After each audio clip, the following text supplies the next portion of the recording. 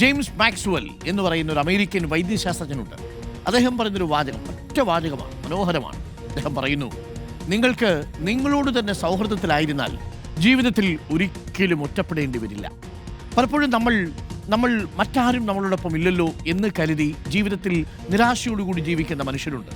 പക്ഷേ നിങ്ങൾ നിങ്ങളെ തന്നെ സൗഹൃദത്തിലാക്കിയാൽ നിങ്ങൾക്കൊരിക്കലും ഒറ്റപ്പെടേണ്ടി വരില്ല. അതെങ്ങനെയാണ് നിങ്ങൾ നിങ്ങളെ തന്നെ സൗഹൃദത്തിലാവുന്നത്? നിങ്ങൾക്ക് നല്ല യാത്ര കൊടുക്കുക, നിങ്ങൾക്ക് നല്ല ഭക്ഷണം കൊടുക്കുക, നിങ്ങൾക്ക് നല്ല സിനിമ കാണിച്ചു കൊടുക്കുക, നിങ്ങൾക്ക് നല്ല കാഴ്ചകൾ സമ്മാനിക്കുക. അങ്ങനെയും ഒന്നുണ്ട് കേട്ടോ.